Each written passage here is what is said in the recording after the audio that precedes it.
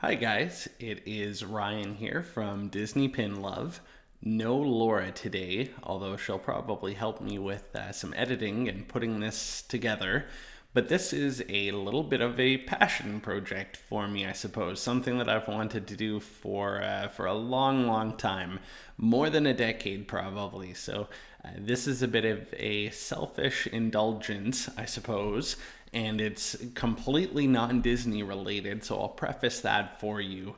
But I've been inspired by some other vlogs that we've been watching recently where, people talk about goals and they're doing trip planning and they're sort of thinking about these bucket list experiences. And I feel like I've sort of been really, really fortunate and got to do something similar myself. And I've talked about it before in passing on the channel. But when I say this is selfish, I feel like I'm doing it more for myself. I'm not sure if it'll have a lot of entertainment value for anyone else, though hopefully we're going to give this a try. But I want to look back at some of my travel pictures and do a bit of a narrated slideshow. So it'll be a nice trip down memory lane, for, for me at least, and just something that'll help me preserve these memories because it's been a while, so things are starting to slip. Anyways, I'm just looking down at some notes because I want to keep this as crisp as possible. But this is going to be, again, sort of a look back on this really wonderful, to use a cliche, life changing experience that I got to have, something that really broadened my horizons and that I'm so thankful for. So, this is going to be a narrated slideshow. And this is an experience that I got to have through, my work at the time. So just to orient you and give you a bit of context, this goes back to a trip that I got to take for work, and I left on May 15th, 2009, and returned in October. So I was gone for about 5 or 6 months there, and it was exactly 1 week to the day after I turned 22 years old that I was leaving, and it was like 2 weeks after I had finished my last university exam.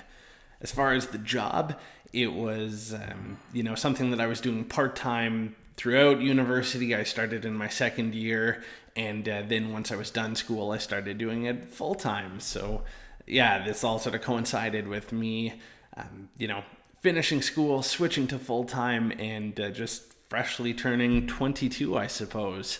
So on this trip, I was sent to Manila, which is the capital of the Philippines. It was to do some training and business analysis work at an office we had over there. I was there, like I said, for the 5 months time, and I really tried to make the most of it. So I also got to do some other travel in the region while I was there. On 2 separate long weekends, I went to Thailand. I went to Vietnam, and then in the middle of my time away, I spent about a week and a half in Japan. So I want to make this a 4-part series where I focus on the Philippines first, and then a video each for Thailand, Vietnam, and Japan. So the only thing I'll say before I get started is just sorry for all of the things that I'm going to mispronounce. All right, welcome back. Great to have you here once again. So this is part 3 of the 4-part series, and today we will be traveling all around Japan. So this was a very cool experience for me. The trip was about a week and a half in length, and I had some company for this one. So one of my best friends from high school and someone who I lived with in university, Duncan, he came out to spend a week with me in the Philippines, and we had it all planned out. So, he would fly to the Philippines, we'd have a week together, and then the two of us, we'd fly to Japan. We would both be there for a week. After that, I'd be flying back to the Philippines to finish off my work in Manila, and he'd be flying home back to Canada from Japan. And it was also super cool. One of our friends from university, Alex, was able to join us for a portion of the Japan leg. So it was great to do some exploring with friends. Anyways, though, this is the Kyoto subway station and where our trip begins. So, Here's a shot of downtown Kyoto. Everything in Japan is immaculate. You'll not see any mess or litter. And where do we start off? In a graveyard, of all things. So this was just en route to where we were going. We had to walk through, and it was a really special experience actually to see. It is a bit different, as you can see, than a sort of a Western style graveyard. I believe that everybody would have been cremated, so there's not a lot of earth or anyone buried there, but just seeing all of those those grave markers and that different style was really cool. So in Kyoto, Kyoto is known for its history, its beautiful temples and shrines, so that is what we spend most of our time in Kyoto checking out. This is, I believe, a Shinto shrine, but the name escapes me. And if you watch the Thailand video, you'll notice I'm generalizing, but everything that you'll see in Japan, their style of temples, they're a bit more subdued, subtle, natural. So there I am. This one is Kamizu Dera. It's quite a famous one. It's a UNESCO World Heritage Site, I believe, and that balcony off to the side there is a really famous spot for photos. And if I go back a picture, actually, you can see modern downtown Kyoto sort of over the tree line. So it was a very beautiful temple. It has a natural spring, so there's some ancient sort of irrigation system that's been built there to funnel the spring water. And for good luck, you can use a bowl and drink some of that water, which we did, and I still have that bowl that I bought to drink the water, and that's one of the only souvenirs that I bought for myself across all the trips. I sort of wish I bought a bit more, to be honest, but still sort of I was in starving student mode, as they say. Some beautiful lanterns there, and I believe at this point we're just in a park. Sorry, this is an out of focus photograph, and not meaning to be a creep, but some beautiful kimonos, and that was again just really cool to see. I thought that people were out enjoying the park and so dressed up. A few shots around downtown Kyoto. One thing that's very common in Japan, outside of any restaurant, they have eerily accurate plastic representations of everything on the menu. So it is quite easy to eat in Japan. You can just sort of eat with your eyes, as they say. And of course, famous Japanese vending machines. This is, maybe something that I shouldn't have done. I believe this was just a private residence, and there's a path or a trail that I think sort of goes adjacent to these folks' backyards. But what a beautiful home and backyard with the, those trees, the water feature, just amazing. This would be another temple.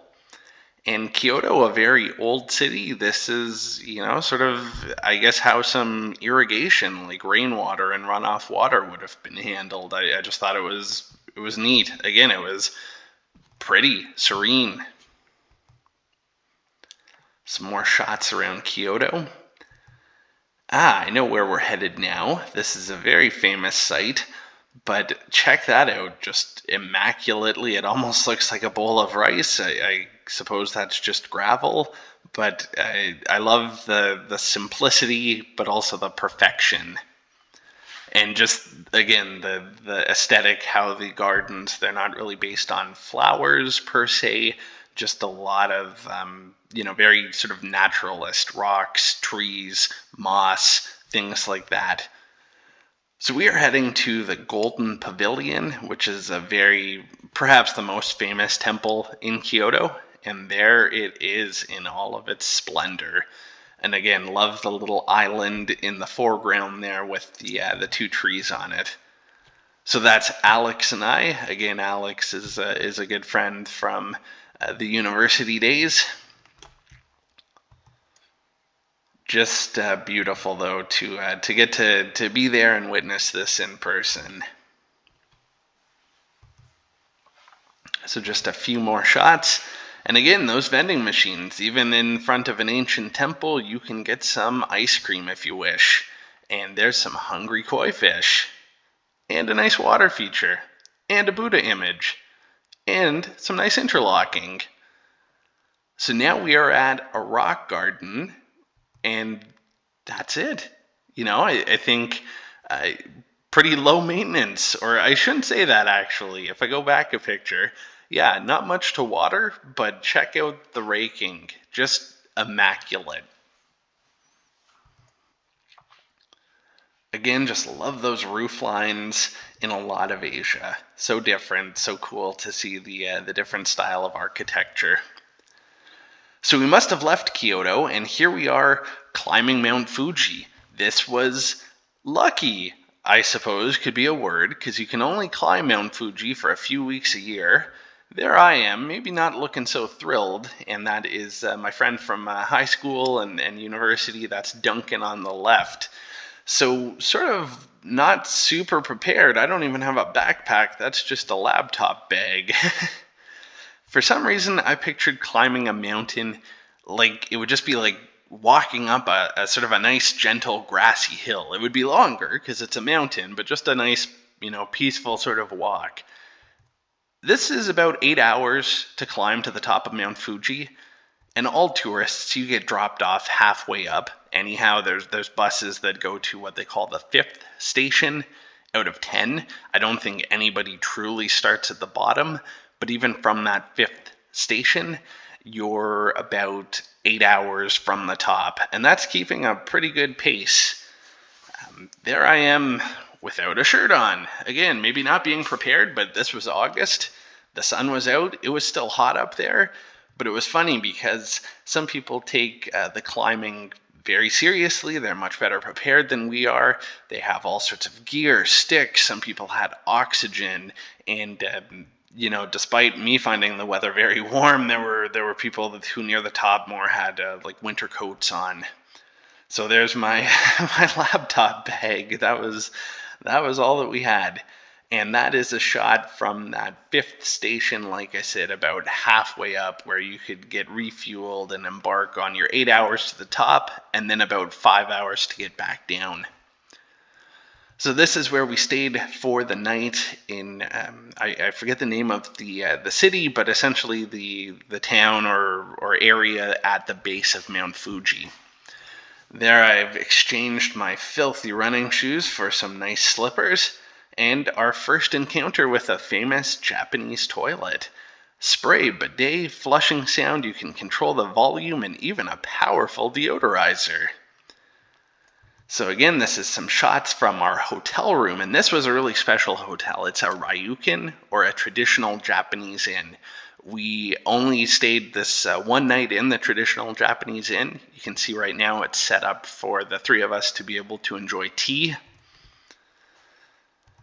And it was just such a cool place. One thing that it's famous for, a lot of Ryukans have hot springs. So it's all plumbed to come inside of the inn, but it's sort of a communal bathing area. There's one for men and one for women, and to follow the customs, there's quite a lot of instructions. So again, you want to do it properly. We did it. It's one of those when in Rome kind of things. This was a view from our hotel room, which was just really pretty. And some more shots around the hotel. So that would be the entrance to the communal bathing. You get full on naked. You rinse yourself on a short stool. You hop in the hot springs water and feel all refreshed and rejuvenated. And then you go back to the stool. You can soap yourself off. You rinse yourself off, and then you finish off in the bath essentially again. So some shots around the lobby. That's the Ryokan from the outside. And just some more shots around town. We did not get a paddle boat. This is dinner at the traditional Japanese inn. I do have a shellfish allergy, so I had to be careful. I wasn't able to eat everything, but the cook your own beef, which is sort of over that tea light, that was absolutely delicious, and everything else that I was able to eat without, risking an allergic reaction. I remember being quite delicious. And there's Alex. Oh no, where did I park my sandals? That was the scene outside of the restaurant. And here they've I guess, done a turnover in our room, so no longer is it tea time. Here are 3 tatami mattresses on the floor for us to sleep in.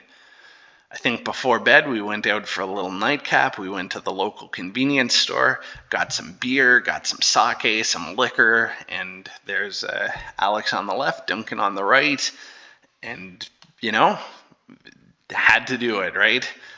So this is breakfast the next morning. There I am in a yukata, those are called. Duncan and I actually bought a few yukatas each in Kyoto, and it's so comfortable. I wish I still had it. Our hiking sticks from Mount Fuji, which you can get stamped or engraved, branded, I suppose is the word, at each of those stations towards the top. And here is a green tea muffin, which I enjoyed on the train ride, the bullet train actually, the Shinkansen from Mount Fuji back to Tokyo. And I've talked about this in a previous video, but anytime I could get a beer on public transit, I was all about it. So coming from Mount Fuji and Kyoto, sort of the ancient side of Japan, here we are in the future. This is the Ginza district. So again, just checking out some of the buildings. We went in the Sony store. I mean, all of this tech is now 14 years old, but at the time, all the 3 of us nerds were just sort of drooling over it. And just some beautiful buildings. Yeah, we didn't spend a lot of time in Dior or this one. And that's the first glimpse of Tokyo Tower, which is a very familiar structure. It was inspired by the Eiffel Tower, of course, as you might have guessed. So we did go up to the observation deck and get to see the beautiful sprawl that is downtown Tokyo. So these are some shots from the observation deck. And we got to, we got there at a great time, so we hung out for a little while and subtly got to watch the sun go down, see a helicopter, and see all of the lights illuminating downtown Tokyo come to life. So there it is. I wish I had a more steady hand. Could have taken some really cool pictures. Some more shots around Tokyo, just various stores and neighborhoods. This is a pachinko parlor. It's sort of a form of gambling, except not really. You can look more if you wish. I think that sign's cool. It says cool old dude at the top. And just some more stores. Another when in Rome thing that 3 22-year-old guys could not refuse was going to a maid cafe. So it's a bit kitschy, but just, Japanese girls wearing French maid outfits serving you like a hamburger for lunch. Just one of those weird experiences, but had to give it a try. There's Duncan with a 103-inch television. So this is the Shibuya Scramble Crossing, very famous, where you can cross diagonally, and it's just sort of a sea of humanity, but it's still very orderly. Everybody is unfailingly polite all over Japan. Hard Rock Cafe in Tokyo, I think that was in the Roppongi district. An HMV, we used to have those in Canada, a record store. This is Duncan and I in a really cool, hip clothing store. Not exactly our scene, but there's sneakers on a conveyor belt. And Go Ape was the name of the store. Look at that. Tower Records in Japan. And then a stop for Ryan. So this is Ochanomizu, is the neighborhood or the district. And they have a entire street, like an entire, almost like little neighborhood that's just filled with guitar shops. Like they're all in this one spot, and each store, it's like, I'm just drooling. This is, we don't have stores that are stuffed like this in Canada, and even in the States, this is this is a far leap above something like a Guitar Center. The cool thing here was that Fender, at least, Fender Japan, they make a lot of fantastic guitars, but it's only for the Japanese domestic audience, so they don't get exported. It's very hard to buy a Japanese-made Fender outside of Japan. So, I said earlier in this video that I didn't get a lot of souvenirs, but I was saving up for this one big souvenir, which is a Fender Jaguar. It's based on a 1966 model, so there I am with prize in hand, and there she is all sprawled out beautifully on the bed. Oh, I wish I still had that guitar. Check out the matching headstock, the block inlays, the binding on the neck, candy apple red, so cool. This is Harajuku. We wanted to just check it out. I guess that Gwen Stefani song and thing probably made it famous. It was okay. We saw it. That's about all I remember. This is in the heart of Tokyo. Maybe this isn't a fair comparison, but to me it was almost like their version of a Central Park. This is the Imperial Palace and grounds and gardens, and it's just this massive green space in the heart of Tokyo that, just so much, taking up so much land in such a sort of futuristic, hyper busy downtown core. And as you can see, it's all just so beautiful, immaculately maintained. I love the Japanese sense of gardening, that aesthetic, how just sort of natural everything is, how it's not really like flower heavy. So even just all the trees, I just think are so stunning. I read somewhere, and I'm not sure if it's true, but at least there was a time in the 80s when, everything like the Japanese economy was just firing on all cylinders, and somebody said that the space that these grounds take up, like the Central Park-like space in the middle of Tokyo, if they developed that real estate, it would have been worth more at the time than all of the real estate in the entire state of California. I don't know if that's, I haven't fact-checked that, but that would be an astounding statistic. There's some bamboo. And we see some more folks adorned in kimonos. And there I am at the entrance. The whole area is sort of surrounded by a moat, and again, that beautiful rock wall. Oh, there's Tokyo Tower again. This is a shrine that we checked out in Tokyo. It was interesting. We lit some incense. We did a ritual where you're sort of, there's this cylinder filled with a few sticks, and each stick has a marking on it. You sort of gently shake the cylinder until a stick starts to emerge, and then you take the symbol that's on the stick and you match it to a fortune, which is what you're seeing in this picture. And if it's sort of a good fortune, you're invited to keep the fortune. If it's a not so good one, you tie it off and walk away from it, and that's sort of the end of it. So we're getting near the end of this album.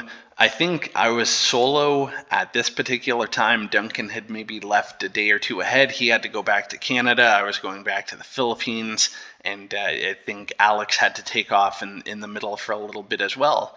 But I went to a museum. This one was, I think, World War II related, and it was interesting to learn more about that story, particularly from a Japanese perspective. So just some shots around the museum.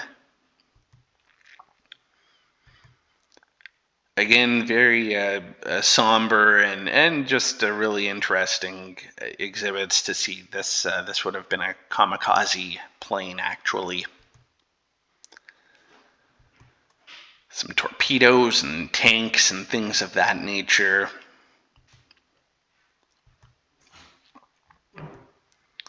And that was that. So I know we are getting right near the end now. Oh, look at that fellow. So this is, remember, sort of the last thing that I did before flying back to the Philippines. The Tokyo Metropolitan Government buildings. There's an observation deck at the top. So although I got to see things from the Tokyo Tower perspective, I wanted to just check it out from up here as well. So just some more shots of downtown Tokyo from a fairly high vantage point. That's quite the building, similar to something that exists in London, I know. And then just some modern art that was around the grounds. And this is where we will wrap things up. So again, thank you so much for coming along. Thank you for indulging me. I hope you've enjoyed sort of this high-level exploration of Japan. There's still so much more that we didn't get to see. I can't wait to return to Japan, bring Laura. We'll go to Disney, but we'll also go back to Kyoto, go to Tokyo, and then there's so many things that I want to see that we didn't get a chance to see on this trip with my friends, like Nara, Hiroshima, Osaka. There's just so much, such a beautiful country. So once again, thanks for coming along, and we will be finishing out the series next week with my final trip, which was a little long weekend in Vietnam. Thanks so much.